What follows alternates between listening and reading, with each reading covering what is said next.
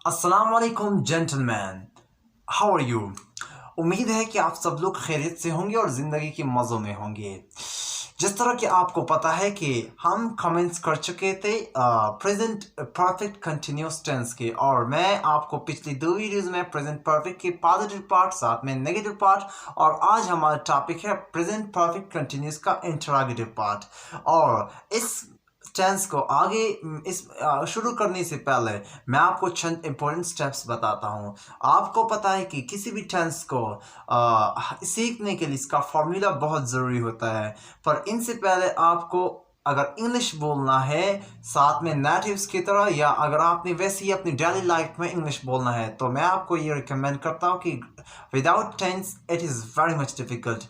सो tense को समझने के लिए उसका फार्मूला इस्तेमाल समझना बहुत ज़रूरी होता है, और एक दफ़ा जब हम फार्मूला को इस्तेमाल यानी कि इसमें अपने डेली लाइफ में इस्तेमाल करते हैं, इस फार्मूला को सीखते हैं, तो टेंस हमें अजबर हो जाता है, यानी कि वो हमें हम वो बाय हार्ट याद करते हैं। तो क्या होता है, तो आज आते हैं इस टेंस की जो फार्मूला की तरफ। So without wasting any more time, let's come in our topic. Okay, first of all आज के टॉपिक की तरफ जाते हैं। टॉपिक है प्रेजेंट परफेक्ट कंटिन्यूस। आपको पता है कि प्रेजेंट परफेक्ट पहले हाल मुकम्मल जारी।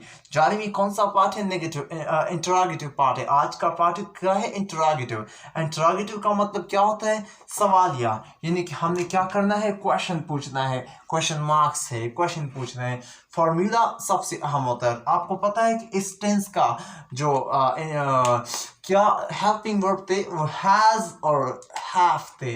अच्छा, तो इस टेंस के जो हैव साथ में हैज, ये क्या लगाएंगे? पहले लगाएंगे। क्यों पहले लगाएंगे? क्योंकि इंटरोगेटिव में हम हेल्पिंग वर्ब फर्स्ट लगाते हैं। अच्छा, फिर क्या लगाएंगे? हम सब्जेक्ट लगाएंगे। क्या? हेल्पिंग वर्ब के बाद फिर क्या लगाएंगे? सब्जेक्ट लगाएंगे। फिर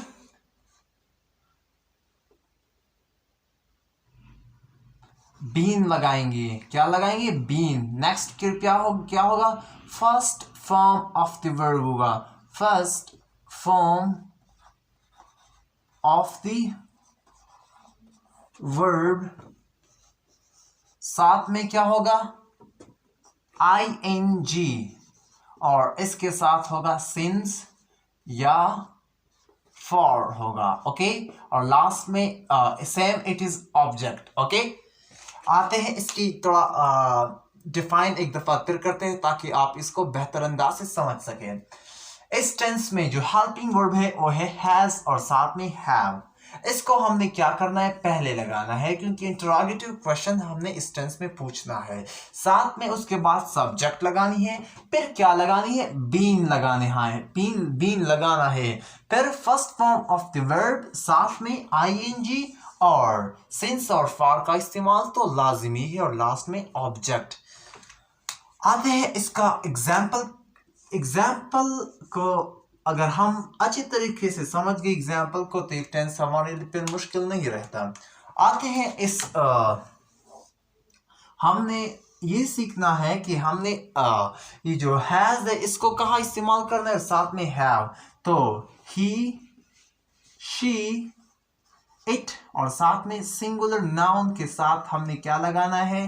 हैज बीन लगाना है। ओके, हैज बीन लगाना है। साथ में आई, वी, यू, दे, और प्लूरल नाउन के साथ हमने लगाना है हैव बीन। और आपको पता है अगर हमने इंटरोगेटिव टेंस की परस करे एग्जाम्पल देने हैं, तो हमने हेल्पिंग वर्ब को आगे लाना है फॉर्मूले के मुताबिक। हैव को इस्तेमाल करते हैं। फर्ज करें मैं कहता हूं हैव, ओके, फिर क्या होगा? सब्जेक्ट होगा। सब्जेक्ट कौन सा होगा? फर्ज करें मैं इस्तेमाल करता हूं we, have we. Okay, next क्या होगा?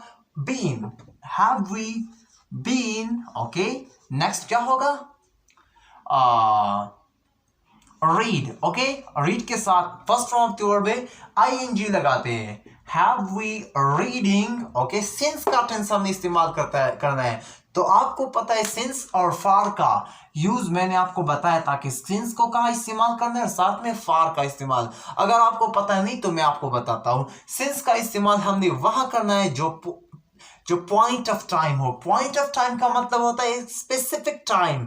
ओके, इन फार का इस्तेमाल हमने period of time. Period of time का मतलब एक अनस्पेसिफिक या इनडेफिनिट, कोई मालूम चीज ना हो, यानी कि हमने परस करें मिसाल सिंस का देता हूं मैं तो मॉर्निंग इवनिंग हो गया, जनवरी हो गया, फरवरी हो गया। साथ में फॉर का परस करें मैं कहता हूं ना 2 दिन 4 घंटे या 10 साल। मुझे तो पता नहीं कि कौन से 10 साल, कौन से 3 घंटे, कौन से 4 दिन, स्पेसिफिक नहीं है, अनस्पेसिफिक है। तो आते हैं हैव वी अपने एग्जाम्पल की तरफ। अच्छा, रीडिंग यहां तक हो गया। सिंस का इस्तेमाल करना है तो सिंस मैं इस्तेमाल करूं since. Okay, evening, have we been reading since evening. Okay, और लास्ट में क्वेश्चन मार्क। अच्छा, एक और हैज का एग्जाम्पल हम करते हैं। परस करें मैं कहता हूं हैज।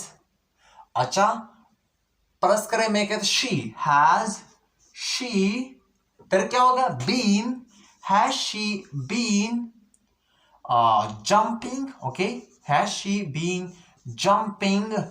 फॉर हमने इस्तेमाल करना है has she jumping for 10 minutes.